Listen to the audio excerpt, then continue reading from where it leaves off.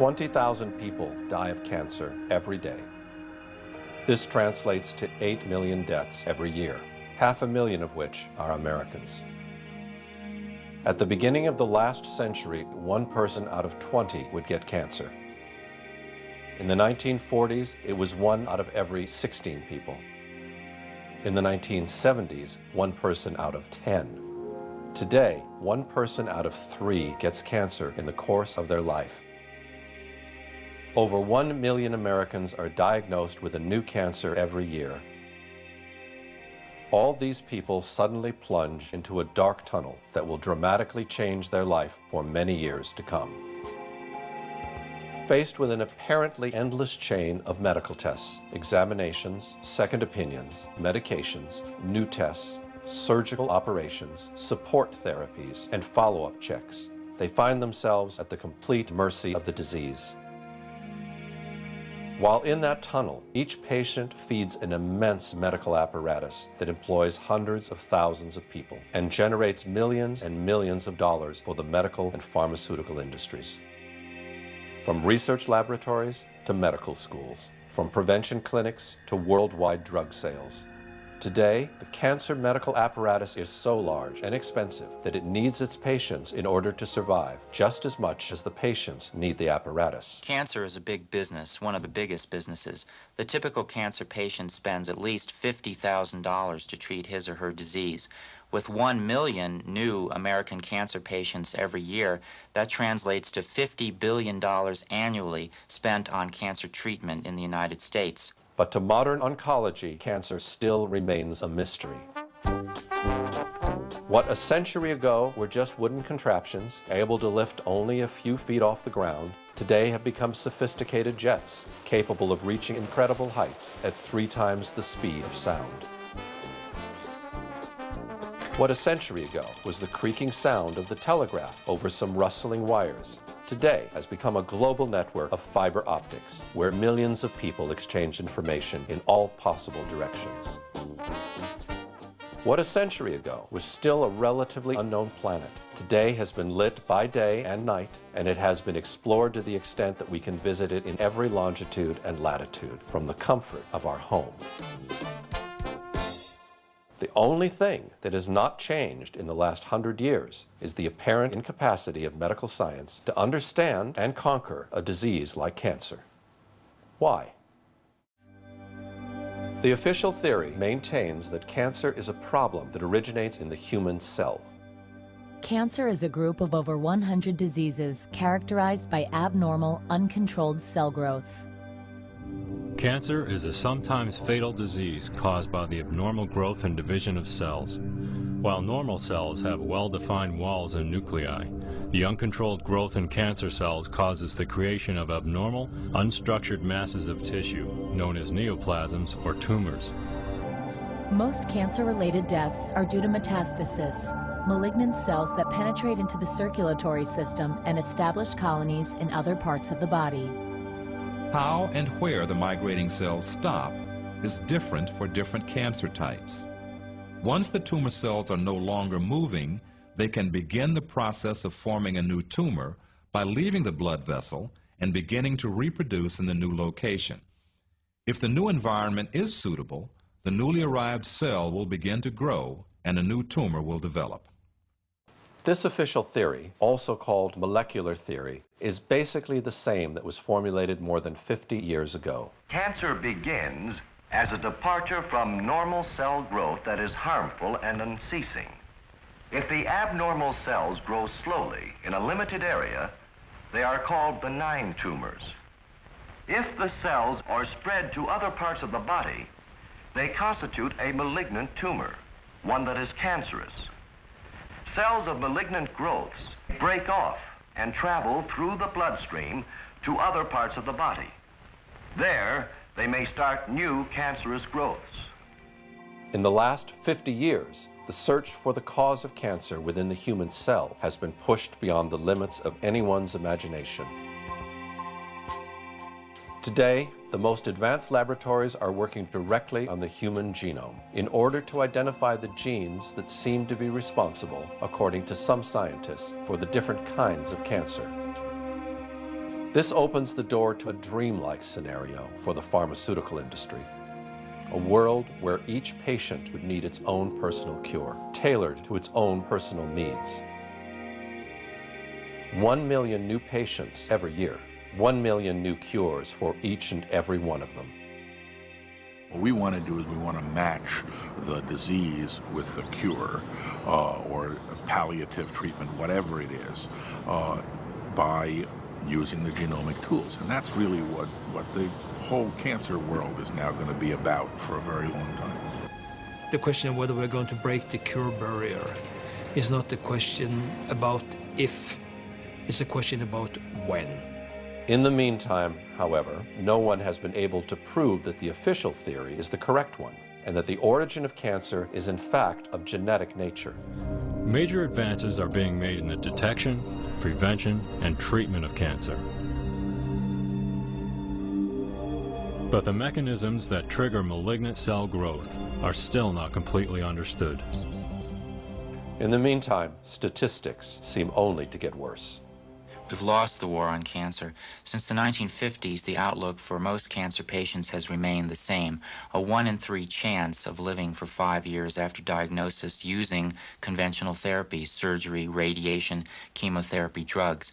The fact is that today, 2 out of 3 American cancer patients will be dead before 5 years.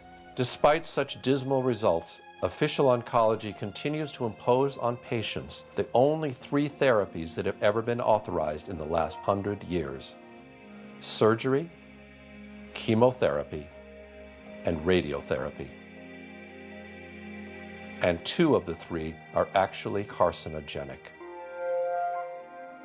Surgery is the oldest technique and the most successful of the 3. But surgery is useful only when the cancer is localized. A minority of cases. Patients also fear radiation's dangerous side effects. One of these is that radiation can actually cause cancer. The use of radiation remains controversial even in medical circles. As much as we could work with her, say on a math problem, she was not comprehending it. It would take a long time to get like a worksheet done. Parts of Elizabeth's brain weren't there anymore because of the radiation, that it had killed that part of the brain.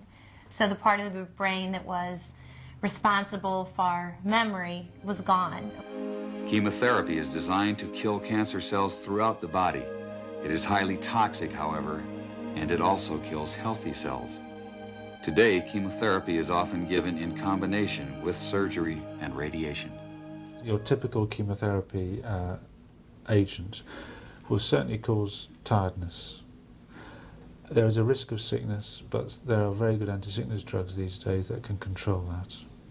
Chemotherapy frequently causes taste change. It can cause a sore mouth. The first side effect that many people ask about, however, is hair loss. In fact, many chemotherapy drugs are carcinogenic.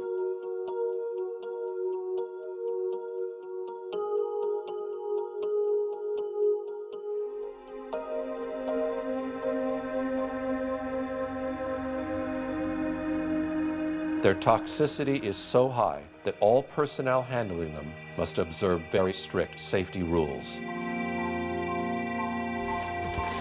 Their disposal calls for total destruction and incineration of anything that comes in contact with them. Some of these drugs remain partially toxic even after incineration beyond 1800 degrees Fahrenheit. But there is something new about chemotherapy that's been emerging of late.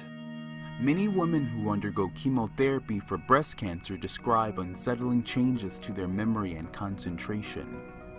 Researchers at the University of Michigan Comprehensive Cancer Center say this phenomenon is very real. Women have complained of cognitive changes that have occurred during the time that they've been treated for breast cancer for a long time now.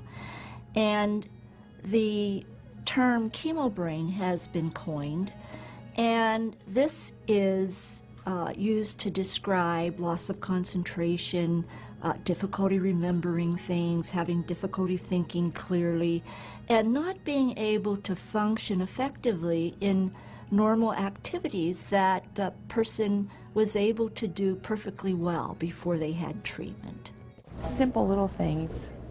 I'd have to wait to think of something, and it would be frustrating. X is red, C is green. Researchers say the chemotherapy creates memory problems that can last for years. Children are also beginning to report long-term effects of chemotherapy drugs. Things like my homework, like, let's say, like math homework. When it's real noisy, I can't focus. And it just makes me feel like my mind's being erased.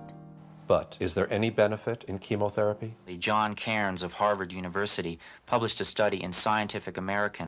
He found that chemotherapy drugs benefit at most 5%, 1 out of 20 of the cancer patients they're given to.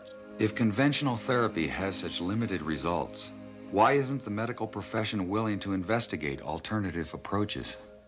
The answer to this question may be found in some historic events that took place almost a century ago, when official medicine finally managed to gain the upper hand on the so-called empirical doctors, who cured patients with herbs and natural remedies.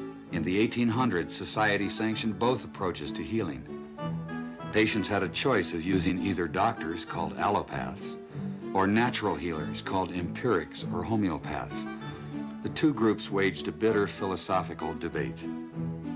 The allopathic doctors called their approach heroic medicine. They believed the physician must aggressively drive disease from the body. They based their practice on what they considered scientific theory. The allopaths used 3 main techniques. They bled the body to drain out the bad humors. They gave huge doses of toxic minerals like mercury and lead to displace the original disease. They also used surgery, but it was a brutal procedure before anesthesia and infection control. Few patients were willing to have surgery. Most patients feared allopathic methods altogether.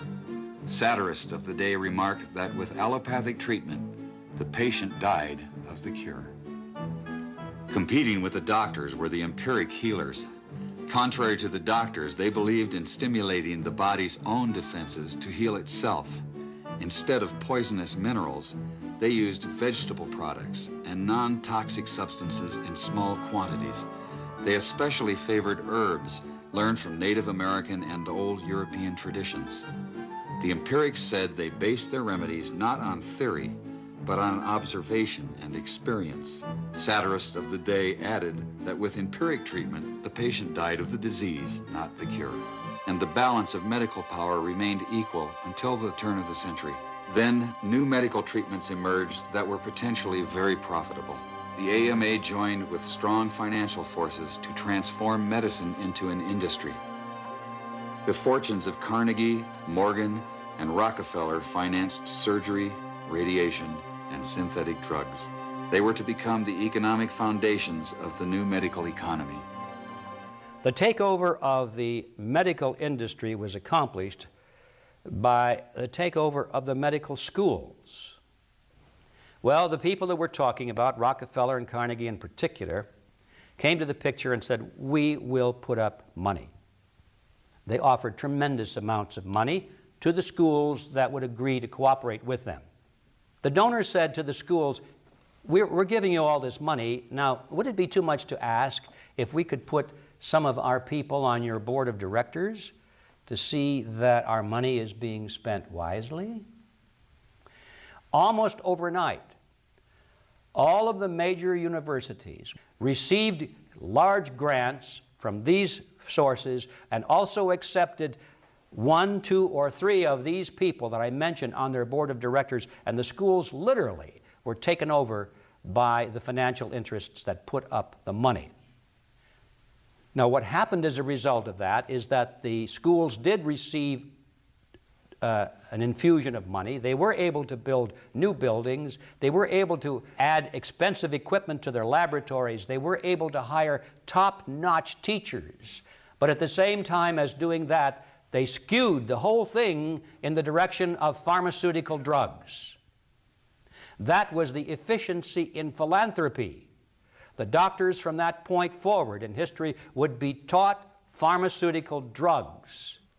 All of the great teaching institutions in America were captured by the pharmaceutical interests in this fashion.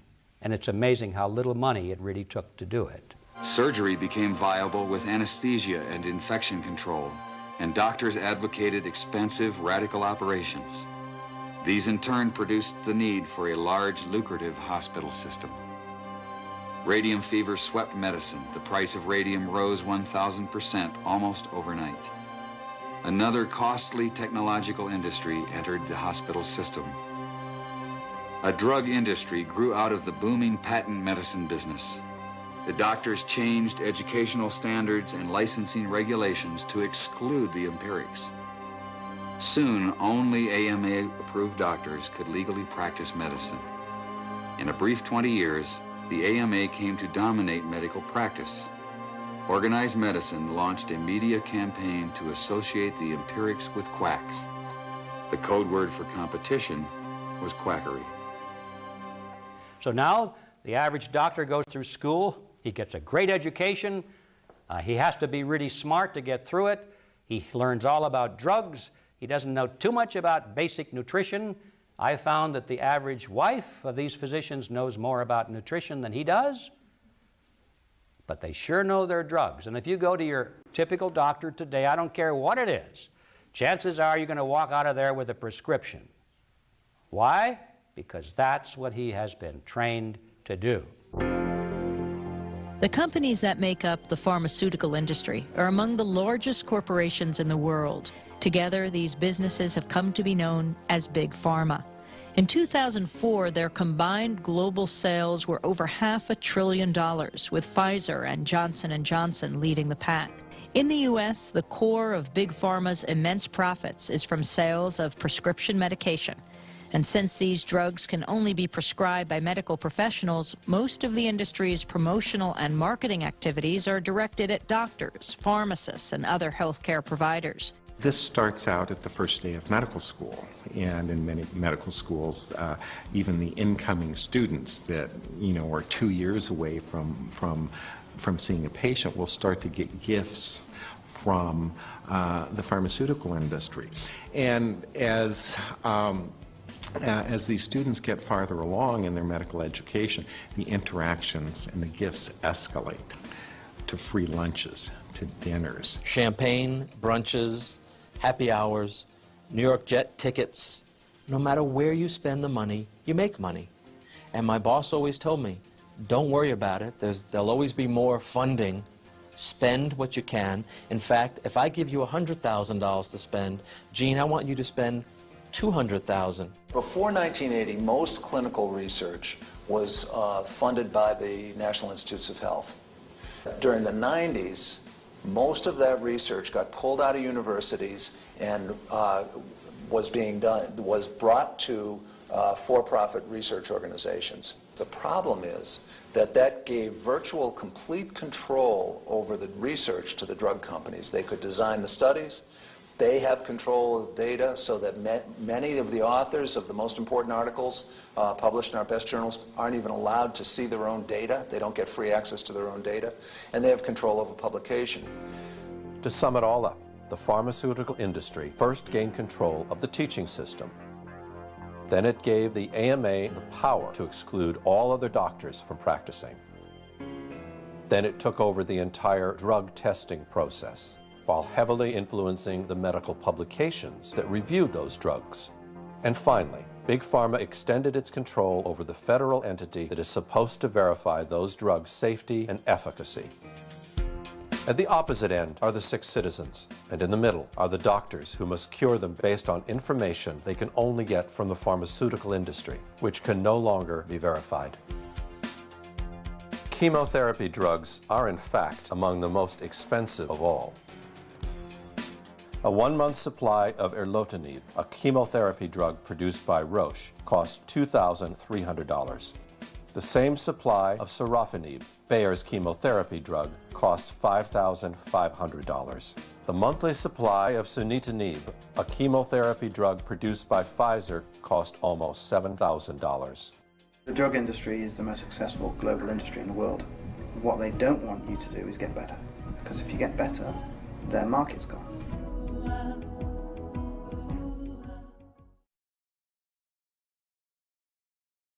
Fear.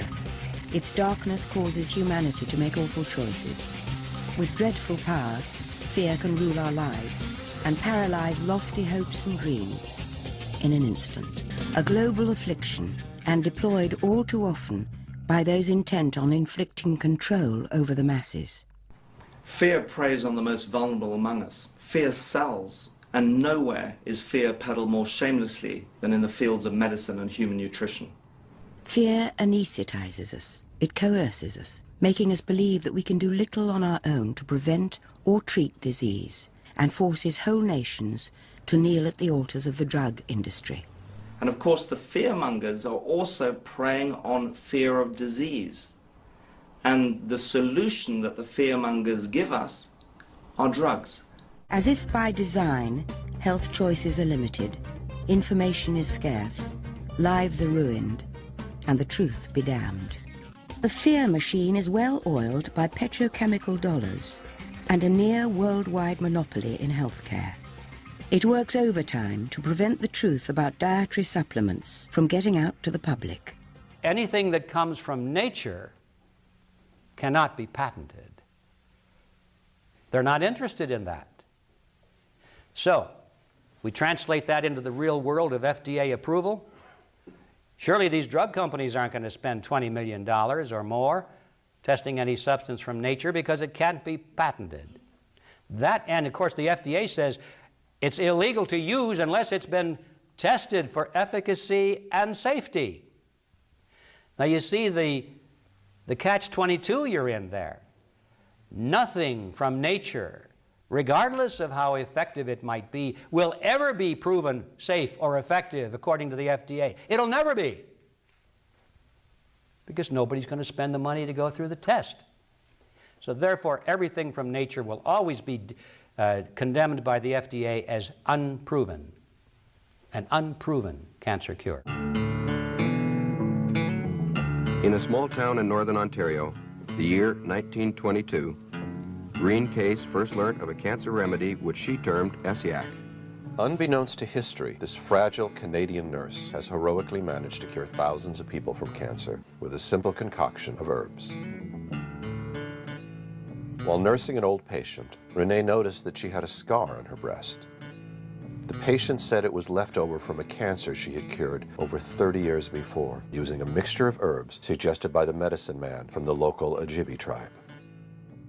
Renee tried the same formula on her aunt, who had recently been diagnosed with cancer. I went down and I asked Dr. R.O. Fisher, who later was Dean of the University of Toronto, if he would watch over her, if I would try some of these herbs.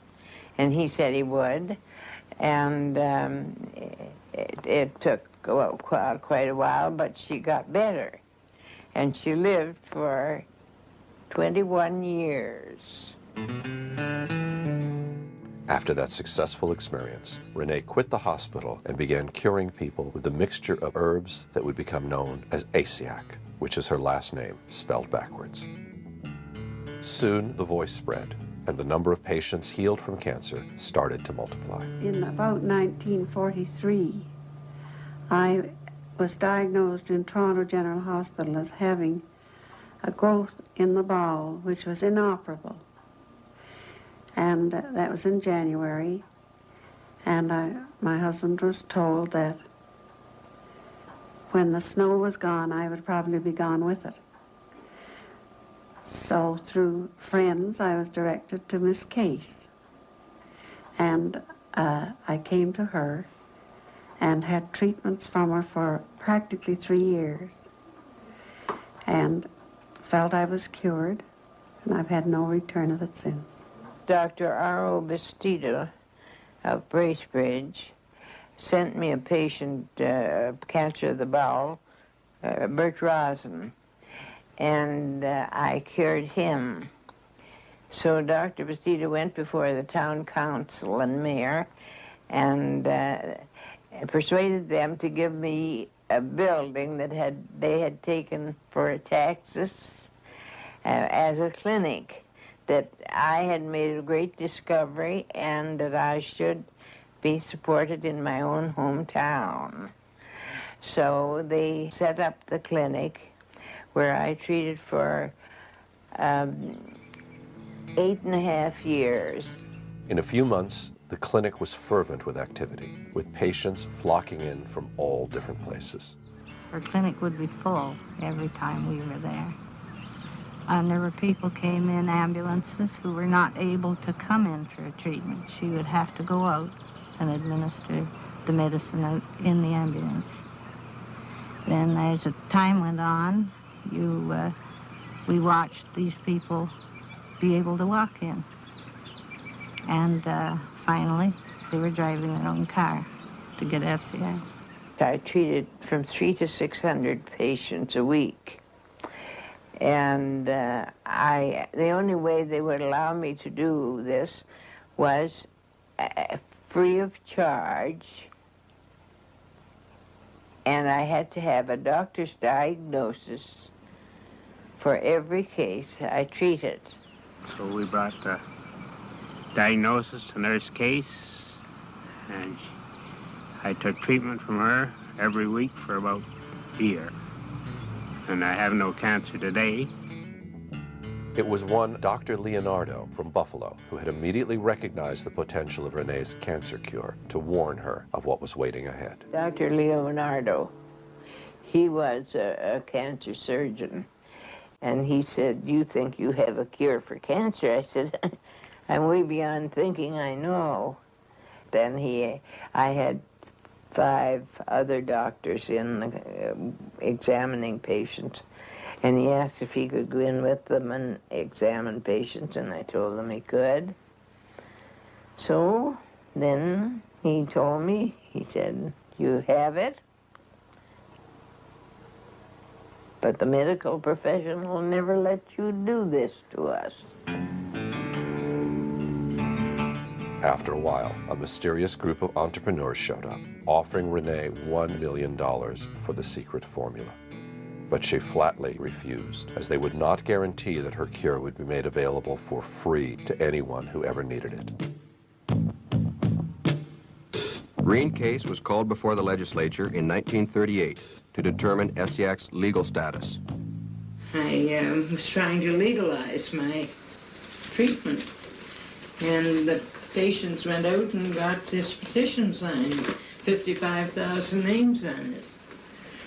And I went before the legislature, and I lost out by 3 votes. Public outcry forced the establishment of a cancer commission to investigate herbal remedies. The greatest majority of Reen's evidence was rejected. You see, they said the doctors all made mistaken diagnosis, that that's why the patients thought they were cured. I kept on my clinic as long as I could until they stopped the doctors from giving a diagnosis, and then I had to stop. And it's a sad thing when somebody comes and they have somebody that is ill with cancer and the medical profession can do nothing for them, and they beg of me to treat them. It's a very, very sad thing to turn them away. And I had a nervous breakdown over that, so I really had to stop. I don't see how they can refrain from recognizing it, because if you have the proof, you have the diagnosis from the doctor, you have the pathological findings, and you find you have the living patient to show that they are still alive after the medical profession has given them up. And yet they refuse to admit that it is a cure. After she recovered from the breakdown, Renee started again from scratch, brewing the herbal mixture and curing patients in her own basement. I have to grind them. I used to get them already ground. Soon the authorities began harassing her again, having her arrested more than once for the most preposterous reasons. But the fame of Asiac had already crossed the border, as one day Renee received an invitation to scientifically test her herbal remedy from a clinic in Massachusetts. About 20 years ago, 1958, here in this lavatory. Its director was Dr. Charles Brush, who was also President Kennedy's personal physician and a close friend. Undertook to study the effects of a drug or an herb called Asiac. And we found that it was non-toxic and did have effects in help in the treatment of cancer. And as a result of this... At that point, Dr. Brush recommended Asiac to be tested for toxicity in order to be approved by the FDA as a possible cancer cure. But once the herbs arrived at Sloan Kettering, one of the most important cancer research centers in the country, the process somehow got bogged down by inexplicable delays and eventually never came to a conclusion. The results that I reported to Reen case were studies in sarcoma 180 in the mice, in which we were looking not only for possible primary inhibition of the tumor, which did not occur, but also for regressions.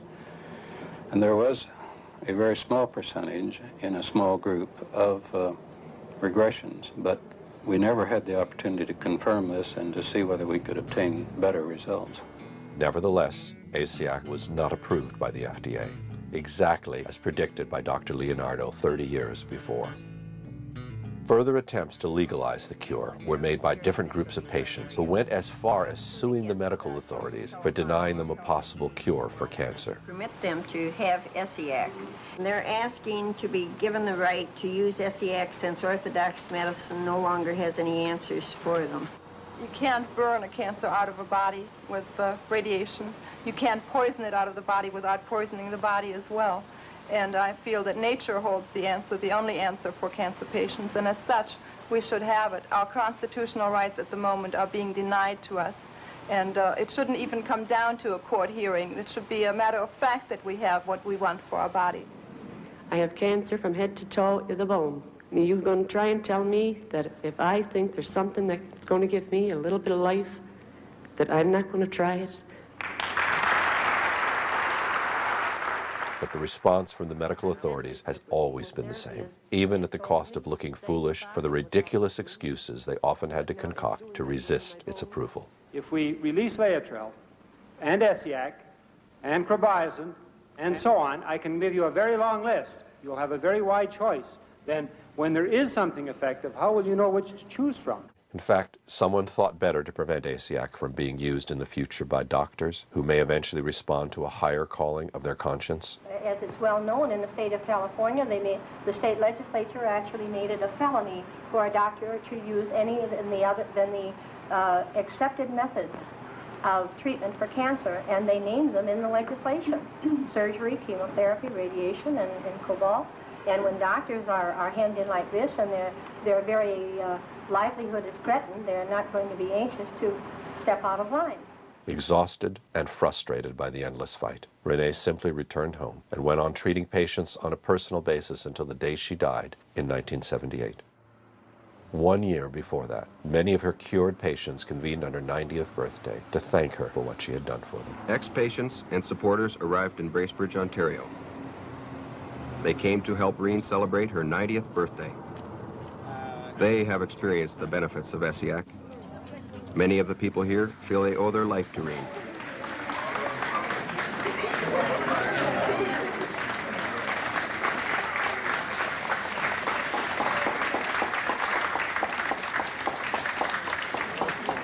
Remember she brought the two ladies up to you that day in the house? She doesn't call me. Where is it?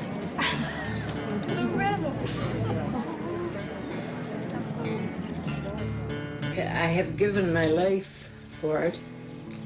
I couldn't give any more than that. God's been good to let me live this long, to see it used.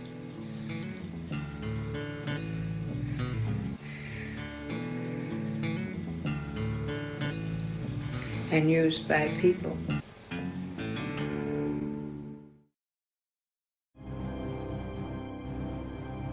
Very similar to Renee's story is the one of Harry Hoxsey, a Texas businessman whose father had passed on to him an herbal formula that would reveal highly effective against cancer. Unlike Renee, however, Hoxsey was very wealthy and was a natural-born fighter who feared no one. This set the premise for one of the most prolonged and virulent fights between an American citizen and the medical authorities in the history of the United States. The trouble began with what seemed like good news. And we now have in our files and our records many, many thousands of case histories and records, pathological proof, X-ray photographic studies that we do positively cure cancer, both internal and external. I give you names, times, dates, names of doctors, names of institutions. The doctors labeled Hoxsey the worst cancer quack of the century. But Hoxsey's supporters called him an effective healer, persecuted by a medical trust. But up to now, they have never proven that this treatment don't cure cancer. The ex-coal miner with an 8th grade education became a legend in his own time. According to the Hoxsey legend, the remedies were discovered by his great-grandfather experimenting on a sick horse. As the story goes, John Hoxsey was a veterinarian whose prize stallion got cancer. He put it out to pasture to die. But 3 weeks later, the tumor had stabilized. He observed the horse eating unusual plants, not part of its normal diet. Within a year, the horse was well. So John Hoxsey began to experiment on animals with the herbs, and he added other popular home remedies. He claimed success and passed the formulas down through the family, who eventually used them on people. Hoxsey said his father was the first to try the medicines on people. He gave young Harry the formulas with a deathbed wish to make the treatment available to people whether or not they could pay. Prophetically, he warned the boy against the high priests of medicine who would fight him jealously.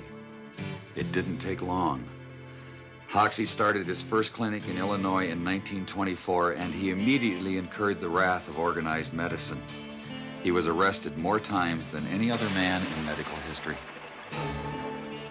Yet by the 1950s, the Hoxsey Clinic of Dallas, Texas was the largest privately owned cancer center in the world. Hoxsey clinics reached through 17 states. Endorsing the treatment were senators, judges, and even some doctors. 2 federal courts upheld its therapeutic value.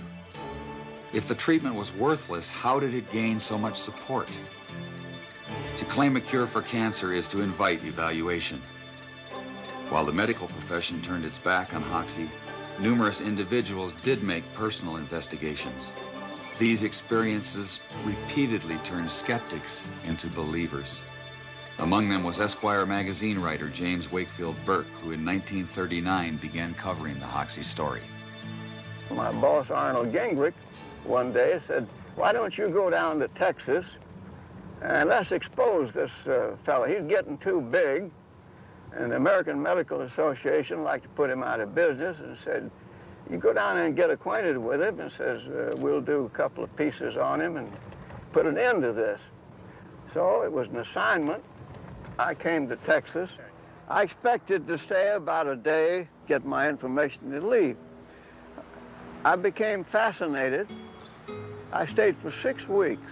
Every day, Harry would pick me up, bring me to the clinic. We'd come in the morning, and he would put his arm around these old men and women, say, "Dad, them doctors been cutting you up." Says, "I ain't gonna let them sons of bitches kill you. You're gonna live." And he'd treat them, and I'd watch him treat them. They'd get better and begin to get well. So I wrote an outline for a piece which I called "The Quack Who Cured Cancer." And I sent it back to the editors, but it never came out. Assistant District Attorney Al Templeton was more than a skeptic. He arrested Hoxsey more than 100 times in 2 years. Then his own brother, Mike, got terminal cancer and secretly went to Hoxsey. When Mike Templeton got well, Al Templeton gave Hoxsey the credit. Hoxsey's prosecutor became his lawyer. More and more people kept supporting Hoxsey's claims of a cure. His boldest promoter was Christian evangelist Gerald Winrod. His radio broadcast reached millions of listeners with sensational reports of Hoxie's mounting successes. I wish to begin this broadcast by reading for you what I regard as a very important statement, and I quote, Judge W.L. Thornton, this is the second jury of 12 men that has found in my court that the Hoxie treatment cures cancer. 10 doctors found that the number of cures reaches into the thousands. Former United States Senator Thomas studied a large number of cures. I had made my own investigation, had satisfied myself that cancer was really being cured by the Hoxie method. This humble reporter can only say, God bless these quacks, the only quacks who are curing cancer today. But a new cancer treatment needs more than personal investigations to gain acceptance. It needs a formal scientific review. And when I say to you, all I want is to have them come here. The American Medical Association, the Pure Food and Drug, the federal government, anybody, come here and make an investigation. And if I don't prove to them beyond any question of a doubt that our treatment is superior to radium X-ray and surgery, then I will lock the doors of this institution forever. But the medical profession did not respond to his call. The doctors claim that they already knew from their medical education that his remedies were had no efficaciousness at all, was no cure. They were just sought in their ways and adamant in their beliefs. According to Hoxie, there was a more sinister reason the medical profession wouldn't investigate. Hoxie said the AMA doctors invited him to demonstrate the treatment. Among them was Dr. Morris Fishbein, editor of the influential AMA journal. According to Hoxie, the day after his successful demonstration, a high AMA official asked to buy the rights to the formulas. The alleged offer would have given all rights to a group of doctors, including Dr. Fishbein. Just like Renee, Hoxie turned down the offer because he could not get the guarantee that the formula would have been made available for free to anyone who ever needed it. But one thing was certain.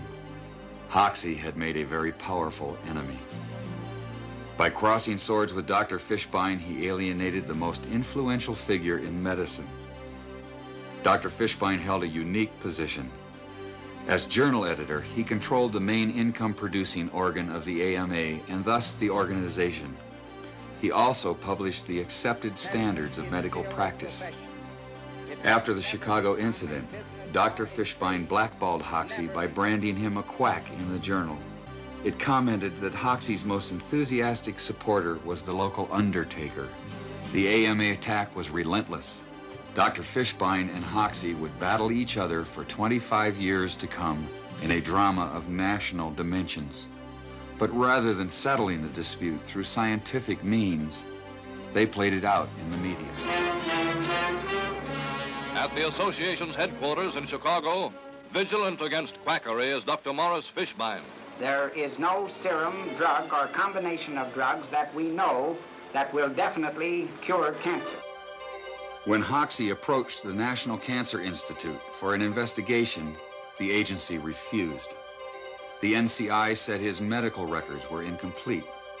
Hoxie said doctors refused to supply necessary records because of Dr. Fishbein's influence. The government concluded it would be a waste of public funds to investigate. Having struck oil in Texas, Hoxie offered to pay for a test himself. His challenges were putting Dr. Fishbein under public pressure, and the doctor fought back hard in the public arena.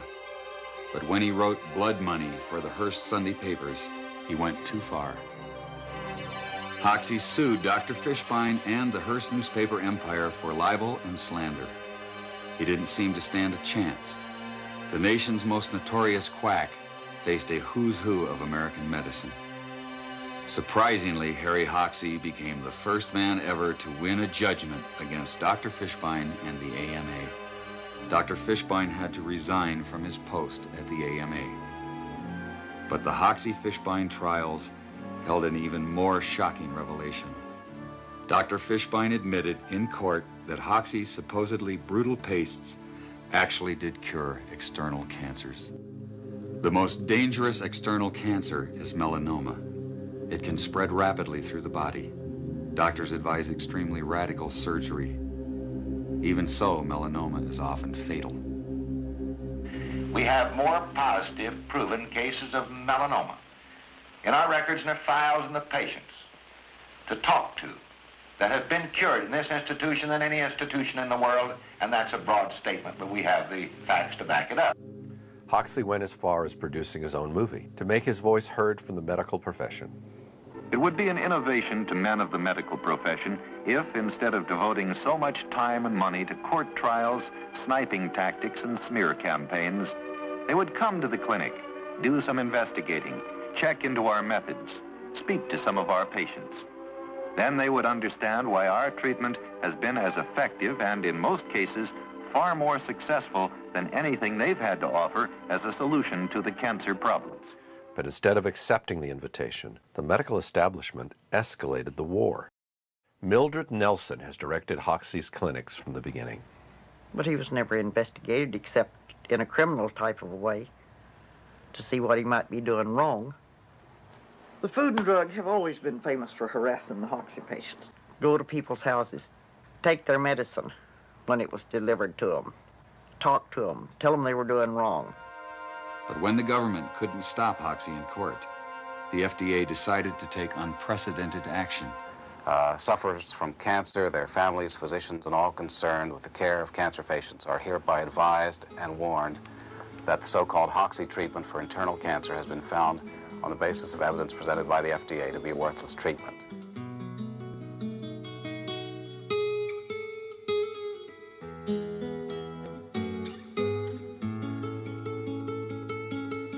And it was so successful that the FDA then went ahead and issued it in a poster form, which was put up in post offices around the country. I'm swimming in blood now. They've done everything they possibly can to try to humiliate me. They've had me in court many, many times. But do I care about that? I'm not thinking about what they're doing to me. I'm thinking about the 12,000 patients who's under treatment observation here at this clinic. I'm only thinking of one thing: suffering humanity. But the government did more than just warn the public.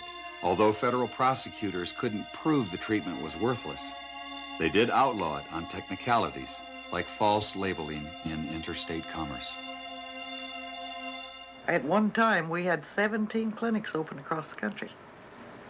Food and Drug walked in the same day to every one of them and padlocked them. And no way did Harry have the money to fight that in court, state by state. After losing all his clinics, Harry Hoxsey eventually gave up his 25-year-long fight against the medical establishment. He built a new clinic in Mexico, put Mildred Nelson in charge, and went back to Texas, where he died in 1974. The Mexican clinic has been treating thousands of patients over the years and is still active today under different doctors after Mildred Nelson passed away. But the Hoxsey treatment has never been made available to American patients, and it cannot even be shipped legally into the country. Those who wish to use the Hoxsey treatment must travel each time to Mexico and are allowed to bring back only the amount needed for their personal use.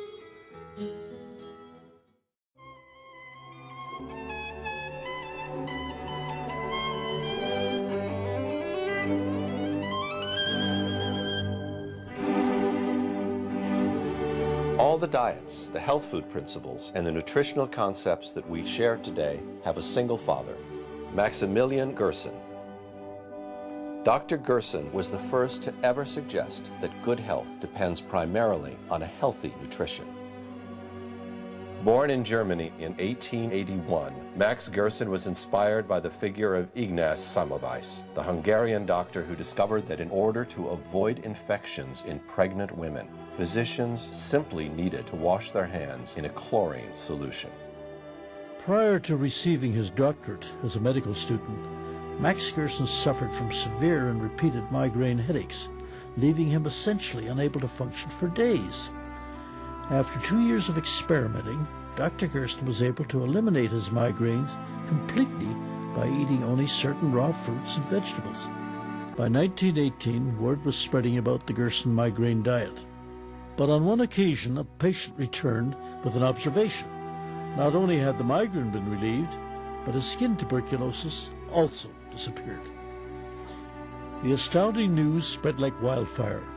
In April 1924, famous lung specialist Dr. Ferdinand Sauerbruch offered to do a clinical trial with 450 incurable skin tuberculosis patients. At the commencement of the study, Sauerbruch said to Gerson privately that if even one patient showed improvement, he would believe every word of Gerson's treatment. 446 out of 450 patients recovered, over 99%.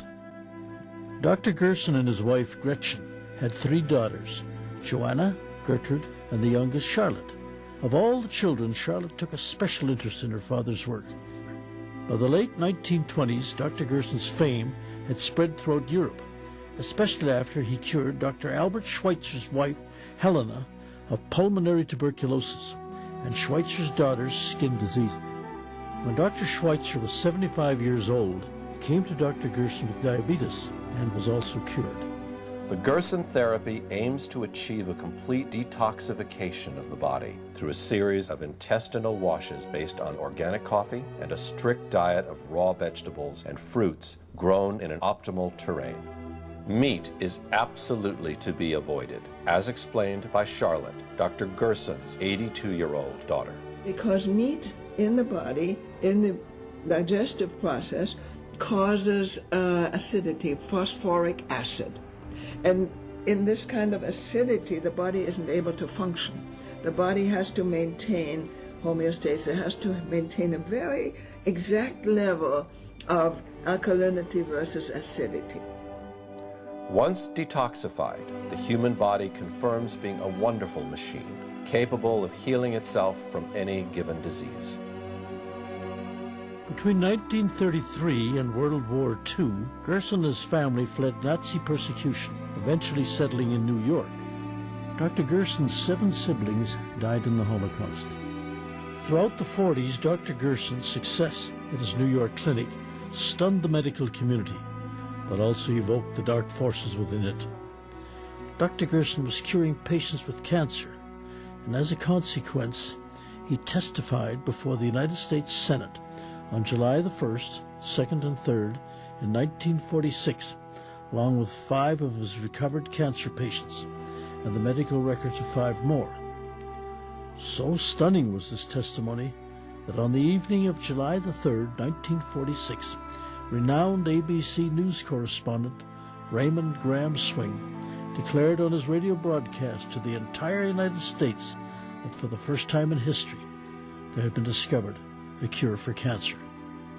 The public response was overwhelming, staggering, lighting up the switchboards at ABC non-stop, out of control, unbelievable. But what happened next was even more so.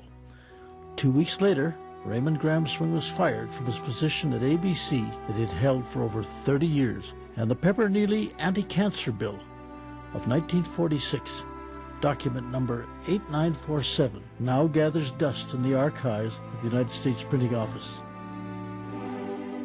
Behind it all, it wasn't hard to see the hand of Morris Fishbein and the AMA. Fishbein had already been in a long struggle with Gerson, since the German doctor was the first to ever denounce the dangers of smoking, at a time when the largest advertising contributor for the AMA was in fact Philip Morris. In a repeated national survey, doctors in all branches of medicine, doctors in all parts of the country were asked, "What cigarette do you smoke, doctor?" Once again, the brand named most was Camel. Yes, according to this repeated nationwide survey, more doctors smoke Camels than any other cigarette. Max Gerson was ostracized from the entire medical community, who labeled him a quack, continuously attacked him and harassed him. I was investigated 5 times. What do you mean by being investigated, sir? From the AMA.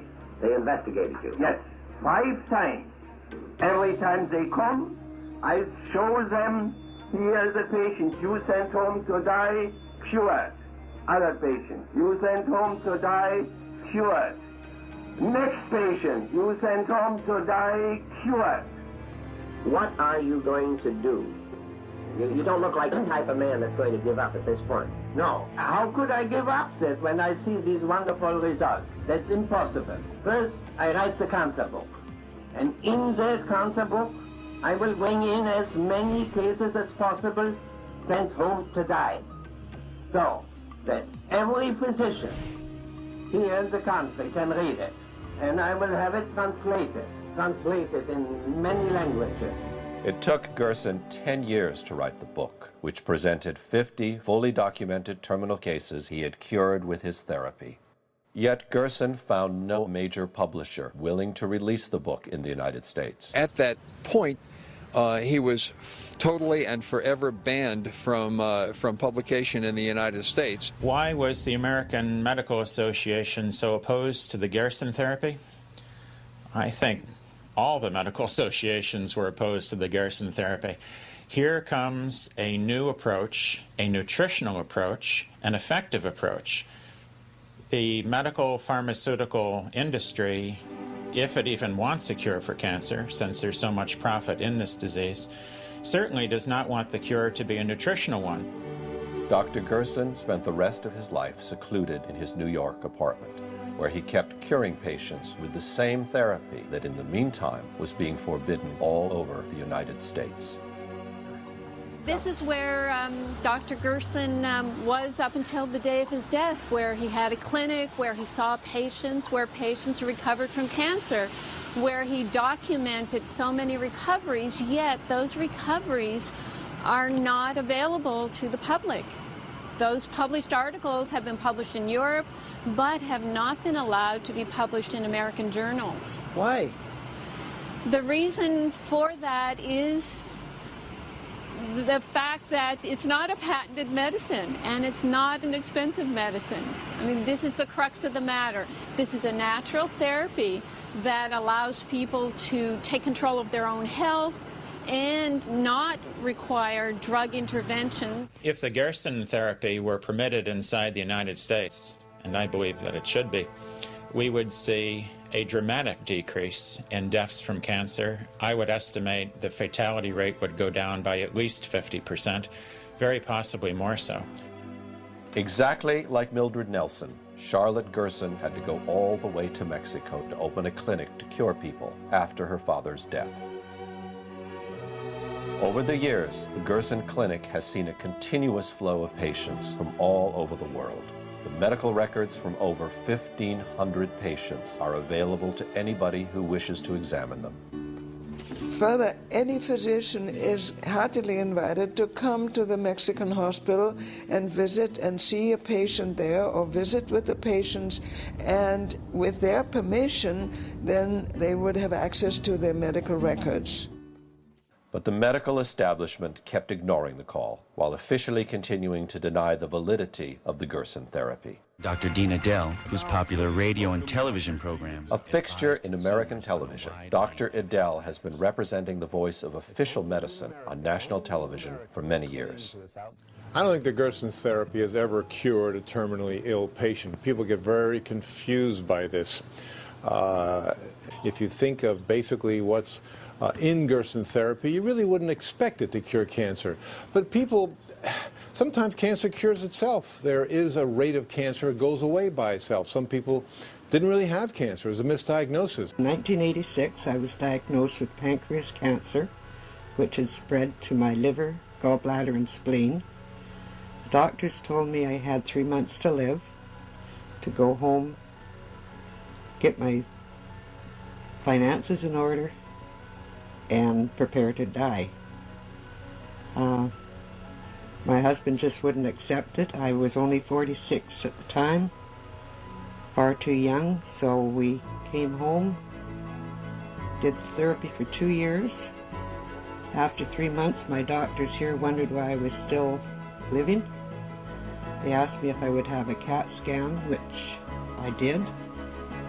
The masses of cancer had gone. They said, "I don't know what you're doing. We don't want to know what you're doing. Just keep doing it." The doctors at that time said I would never live to see my second grandchild, which he is now 19 years old. So we proved them wrong.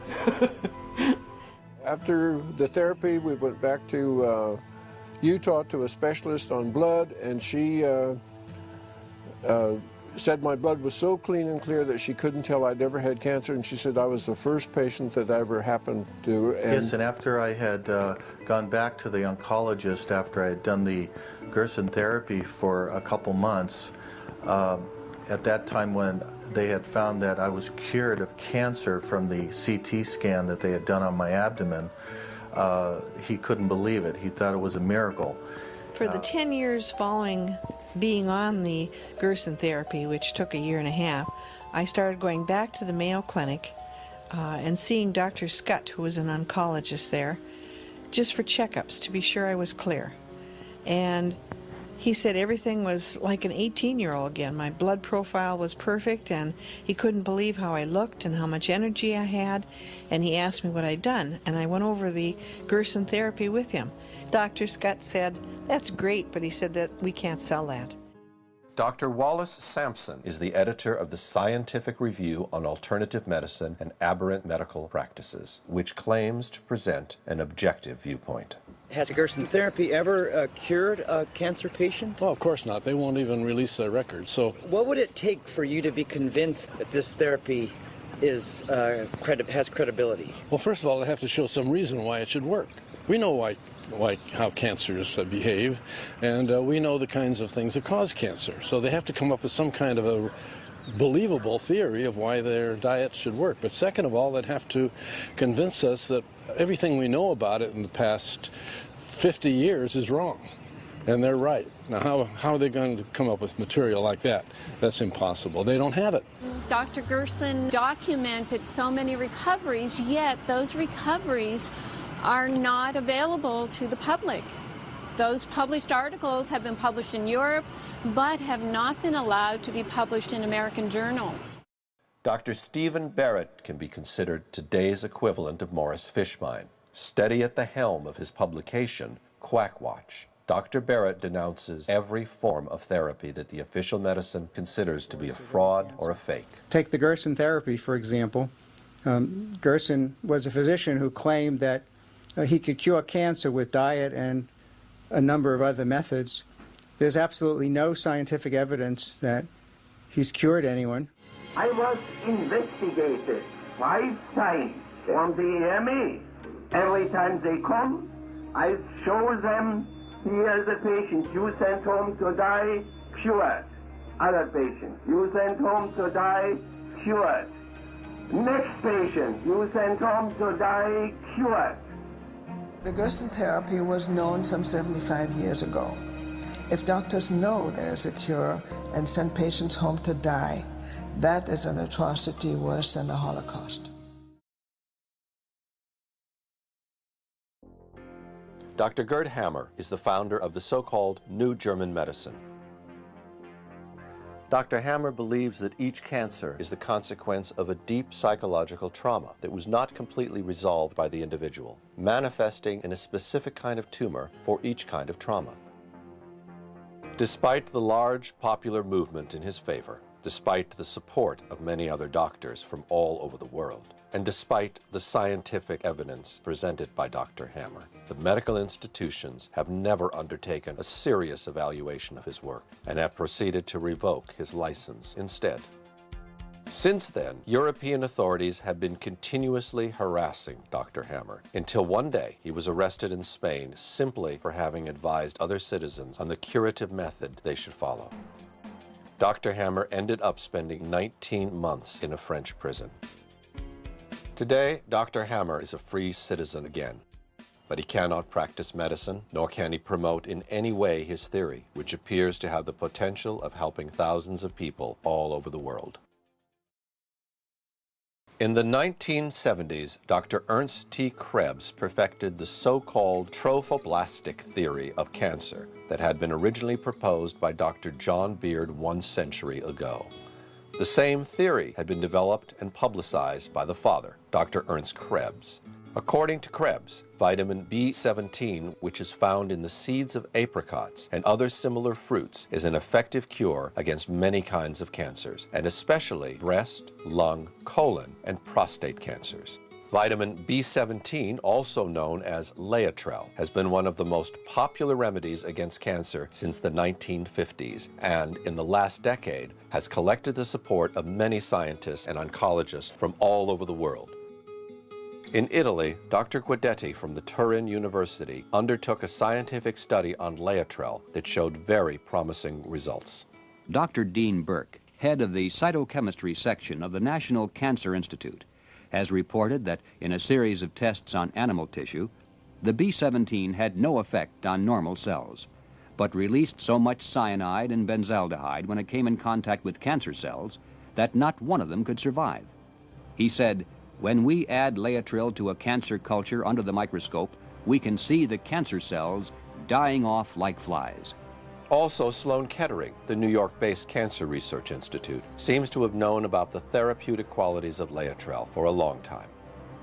This was confirmed by one of the foremost cancer researchers of the time, Dr. Kanematsu Sugiura, in a magazine interview published in 1977.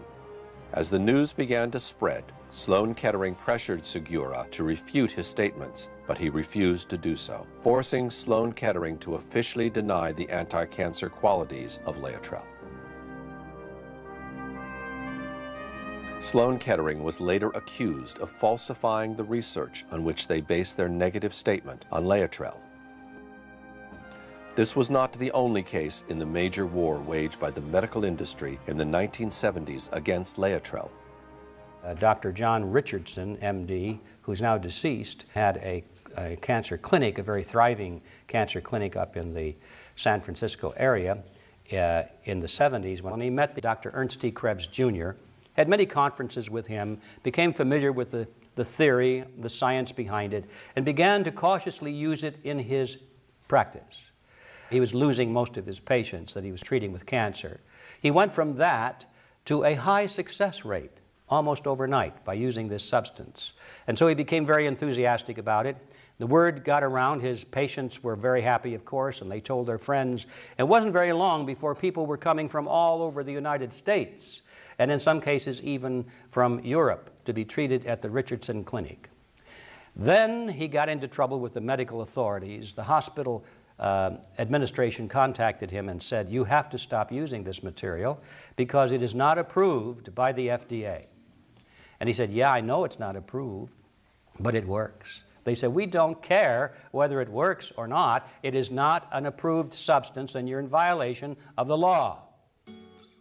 Medical authorities have never recognized the therapeutic use of Laetrile, while the FDA has listed it among the toxic substances, making it in fact illegal to be sold in the United States.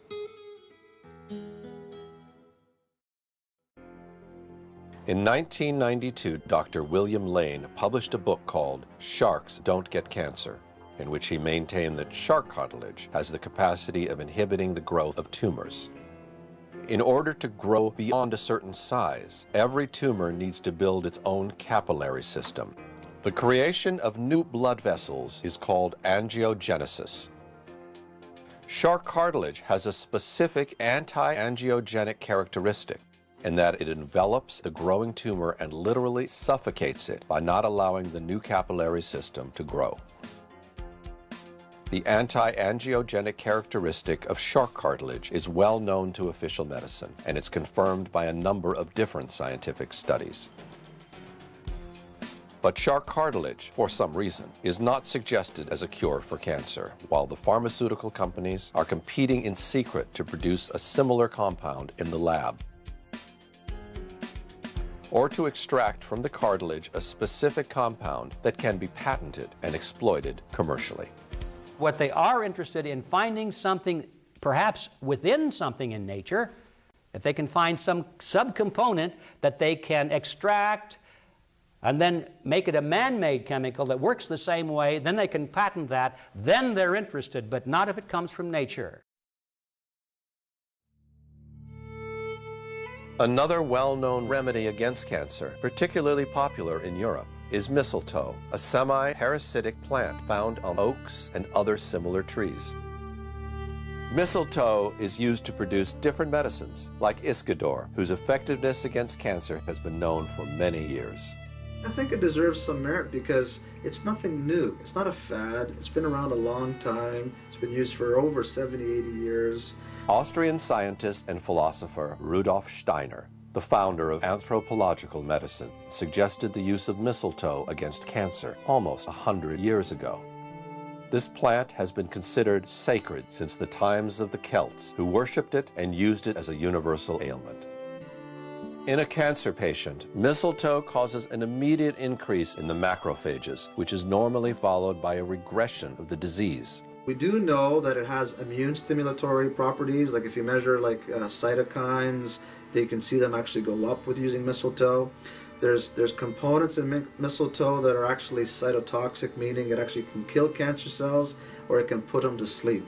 In Steiner clinics, Iscador is used as part of a larger program against cancer that includes all the emotional, psychological, and spiritual aspects of the individual. In the United States, mistletoe is almost unknown, but the task of denying its curative qualities has been taken up, in this case, by the British sanitary system, which resorted to the well-known excuse of absence of evidence. The PCT has reviewed the evidence relating to mistletoe in the management of breast cancer, and we have found, and I'm one of the people that's looked at the evidence, we've found that there's no convincing supporting evidence. Recently, American author and actress Suzanne Summers announced that she defeated cancer using mistletoe. You mentioned cancer. Back in 2001, you, on this program, announced that you had been battling cancer. Most people would just go to the doctor and get chemo. You went a different route. How are you now? Well, I just had my killer cells tested, naturally. That's your immune system. And you know, I've been injecting that Iscador now for 8 years. So I haven't had a cold, I haven't had anything. You don't have cancer? I don't have cancer anymore. The list of historic cases in which a potential cure for cancer has fallen into oblivion could literally continue for hours. From the vitamin C cure by Nobel Prize winner Linus Pauling, to the infamous Krabiazin by Dr. Ivy, from the molecular cures through the microscope of Dr. Rife, to Dr. Collins' toxins, the dynamics have always been the same. The doctors have been ostracized, derided, or persecuted, without their therapies ever being considered for serious scientific evaluation.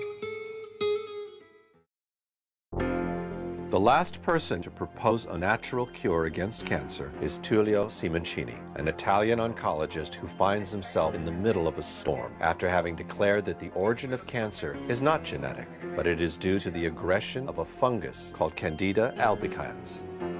Based on this hypothesis, Dr. Simoncini treats cancer with sodium bicarbonate, which is one of the strongest enemies of fungi in nature. How does a fungus get in the body? Where do you think this all starts from years of research? There is an endemy, a big epidemic pollution because the fungus is undervalued. But it is undervalued because it is not understood. From the very beginning of his studies, Dr. Simoncini felt the need to reconsider the cancer paradigm from scratch and began looking for a different origin of the disease. What puzzled him the most was the fact that all tumors behave in the same way, even though they appear completely different from one another. Then he started looking for a common denominator and eventually found one. Most cancers appear white. These tumor specimens show the devastating impact the disease can have on the body. This is a liver riddled with cancer. The white bubbles are all tumors. If you enter the body and you reach an organ affected by the cancer, you can see that the lumps are always white. Sometimes it is covered with blood or with the defense reaction, but in every post-mortem examination, scientists find the white lumps, the white masses, that is fungi. This is the pleura. We entered with a camera and look, The pleura should be red, but you can see all the lumps, all the cancer that is white. This is the heart beating. This is a bronchial cancer. Look, we went into the bronchia. Look, they are white. And then in the colon cancer, this is red because there is a little bit blood. I washed it up. Now, look, it is always white. White like Candida. Candida albicans in Latin means glowing white. It should be clarified that the presence of fungi in tumors is nothing new in the medical world. All the scientists find in the oncologic world the cancer patients, when they die, they are all invaded by the fungi, but nobody wonders that it is the only microorganism present in cancer patients. Official oncology, however, believes that their presence in tumors is due to their opportunistic nature, which brings them to build colonies wherever they find a suitable environment.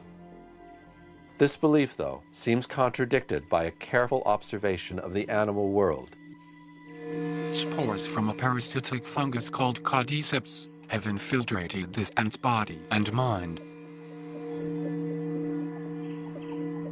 As soon as she is discovered by the workers, the ant is taken away and dumped far away from the colony. It seems extreme, but this is the reason why. After a while, the fruiting body of the Cordyceps erupts from the ant's head.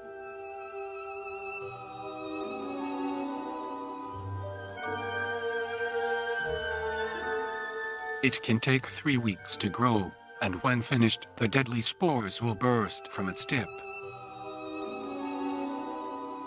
Then, any ant in the vicinity will be in serious risk of death. The fungus is so virulent, it can wipe out whole colonies of ants. And it's not just ants that fall victims to this killer. In this case, it was the fungus that caused the ant's death, not the death of the ant to invite the presence of the fungus. What normally appears to be a simple opportunist is in fact a full-fledged assassin. Allora viene il dubbio, non sarà che viene prima debilita l'organismo e poi nel momento in cui la si vede è il momento della massima invasione? Chi ci dice che sia solamente un post hoc? Il fatto che ci sia è un dato di fatto, il fatto che sia un post hoc è un'interpretazione. Not all infections are bacteria. There are also the fungi. Viruses, smaller. Fungi, bigger. And fungi are the connecting point from the microorganism and the animals. So they can enter in a body like microorganisms, and they can aggregate once they are inside, and they can build a big mass that has the power of an animal. Candida is a very familiar fungus, known especially to women, who sometimes experience an infection in their sexual organs. The vagina is a muscular canal that leads from the outside of the body to the uterus. The warmth and moisture of this canal create a perfect environment for microorganisms to breed. For example, bacteria called lactobacilli, which are naturally present in the vagina, coexist with a yeast fungus called Candida albicans. Normally, the lactobacilli create an acidic environment that keeps the natural yeast population in balance. However, when conditions within the vagina change that either decrease the numbers of lactobacilli or decrease the acidity, these yeast fungi begin to multiply. Normally, the immune system keeps the fungi under control and doesn't allow them to establish colonies in your body. This white cell spots a fungus in the bloodstream, attacks it, and destroys it. If the system's defenses instead get lower than usual, the Candida can manage to aggregate into small colonies practically everywhere in the body. Il momento in cui un fungo entra dentro il tessuto, la parte interna dell'organismo, si chiama la candidosi intima, evoca una reazione di tipo immunitario cellulare che porta alla formazione del tumore. Il tumore, secondo me, sarebbe quindi l'insieme dell'invasione fungina più la reazione cellulare che l'organismo mette in campo. Far from being a wild, uncontrolled cellular replication, according to Simoncini, the growth of a tumor is a lucid and desperate reaction from the organism in an extreme attempt to reject the intruder. By the same token, Dr. Simoncini believes that metastases are not cancerous cells that leave the primary tumor to go start a new one somewhere else, but small groups of fungi belonging to the primary tumor that fall into the bloodstream during biopsies or during a regular surgical operation. These runaway fungi settle in a new environment and prepare to take advantage of a weakened organism to establish their new colony. Once this propagation has started, it becomes necessary to restore the immune system to its maximum potency as soon as possible. If the patient is given chemotherapy instead, this only accelerates the destruction of his natural defenses, as the drug kills indiscriminately cancerous and healthy cells. While possibly prolonging the survival by a few months, chemotherapy makes it impossible for the organism to recover its defense capabilities, making it bound to succumb, sooner or later, to the multiplying fungal attacks. In order to test his theory, Dr. Simoncini began treating cancer with sodium bicarbonate. Sodium bicarbonate is the strongest substance against fungi. They cannot adapt to a salt because it is not a complex substance. That's why the antifungal today's antifungal drugs are ineffective, because the fungi can adapt themselves in 3-4 days. For a fungus, you give an antifungal drug, you can kill the first layer, but the second layer they get used and they eat drugs, chemotherapy, everything. Gennaro Sangermano is the first patient ever cured by Dr. Simoncini with sodium bicarbonate. In 1983 he was diagnosed with lung cancer and was given a life expectancy of 6-7 months at best. In 2006, 23 years later, he gave this interview. Buonasera. Buonasera, io mi chiamo Massimo. Mi sembra di parlare con una persona molto fortunata, mi sembra di capire, giusto? Sì, molto fortunato, veramente. Perché i pesi... Molto fortunato, ma grazie a Dio, dottore Simoncini. Ti ho incontrato con fortuna perché mi hai detto che mi fa un atto ricovero. Perché la macchia si stava allargando quando sono andato alla visita. E ho detto vieni da me, sono andato con la cura che mi ha dato lui, con grazia di Dio. E ci ha messo, mi diceva la moglie, ci ha messo 8-9 mesi a guarire? Sì, oltre 9 mesi. Però se n'è andato via tutto il tumore? Sì, per grazia di Dio, sì, hanno ritrovato che è andato via. Non credere, però a me è andato bene. Già è lì, infatti. Ecco, perché mi hanno detto che c'aveva 6-7 mesi di vita addirittura. Lei non ha fatto nessun'altra cura insieme a Simoncini, cioè lei è sicuro che l'ha guarita questa cosa qua? Sì. Non ha fatto nient'altro? La cura di Simoncini non sono andato. Adesso solo che qui qualche raffreddore, la febbre, mi hanno un altro medico. Vabbè, chiaro, normale. Allora, comunque la cura là non l'ha fatta solo lui. Non ha fatto nient'altro insieme? No. Ho capito. After a few successful treatments, Dr. Simoncini presented his documentation to the Italian Department of Health, hoping that his theory was put to test under proper scientific protocols. Not only were his findings completely ignored, but Dr. Simoncini ended up being disbarred from the Italian medical order for having prescribed cures that had not been approved by the authorities. This is rather unfortunate, as even the ancient Hindu books of medicine prescribed the use of sodium bicarbonate against cancer. Alkali of strong potency should be used in diseases arising from anula, schlesma, maida, cancerous growths, and such others which are very difficult to cure. This book is over 1,000 years old. As soon as the news of his treatment started to circulate, Dr. Simoncini became the target of a major smear campaign orchestrated through the Italian media, in which he was treated as a charlatan and a swindler. Amici di Striscia, oggi vi parleremo di un personaggio che dice di curare i tumori con il bicarbonato. Seguiteci. Buonasera, Jimmy Ghione, Striscia la notizia. Come va? Niente, lascia. Senta, ma com'è questa storia del bicarbonato? Ci può raccontare com'è che si curano i tumori con il bicarbonato? E ci può raccontare un po' com'è questa storia? Se basta il bicarbonato per curare I tumori. Aspetti che vedi scendo. No, aspetti, no, aspetti che ma perché fa così? Dr. Simoncini was also repeatedly sued for wrongful death, and in one case sentenced to 3 years in prison for having allegedly caused the death of patients who had undergone his treatment. The media seized greedily on the trials, delivering the final blow to Dr. Simoncini's credibility. Professor Francesco Cognetti, direttore scientifico dell'Istituto Nazionale dei Tumori di Regina Elena di Roma, uno dei più importanti oncologi italiani. No, perché quando parliamo di medicina e anche di cure innovative bisogna stare attenti. Dice quest'uomo, sto Simoncini, è un fungo, il tumore è un fungo e si cura col bicarbonato di sodio.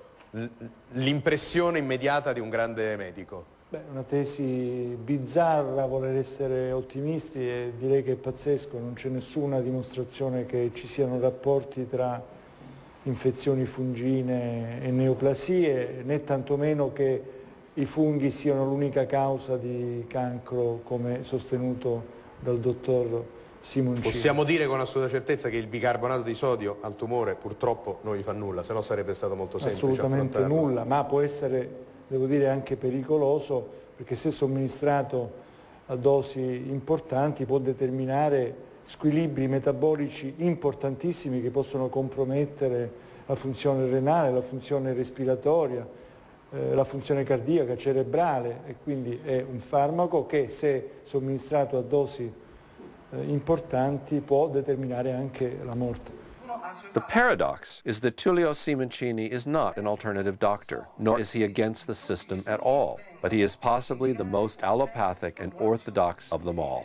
Io penso che la strada per far fuori il fungo dentro, fuori e anche il tumore sia quella di concepire degli antifungini a cascata sequenziale. Il concetto in chemioterapia esiste, le terapie sequenziali fatte a cicli, eccetera, eccetera, perché bisognerebbe scogitare degli antifungini che sono efficaci in un primo momento, come il fungo varia, cambiare l'antifungino in funzione della variazione del fungo e così stargli dietro secondo le variazioni, però dovrebbero venire in campo le case farmaceutiche in questo momento, che adesso non capiscono questo grosso affare che c'è sotto. Loro vedono la multinazionale che fa, vede il pericolo dell'azzeramento dei chemioterapi eccetera e fa guerra, fa terreno bruciato a tutti, chi dice qualsiasi cosa gli taglia il collo. In the meantime, he has perfected special techniques that allow him to deliver the sodium bicarbonate next to the tumor in order to obtain the maximum effectiveness with a minimum amount of sodium bicarbonate. Sodium bicarbonate is effective if you can put in contact the sodium bicarbonate with the cancer. So, if you want to reach the prostate cancer, you have to locate before a catheter in the pudenda artery that reaches the prostate.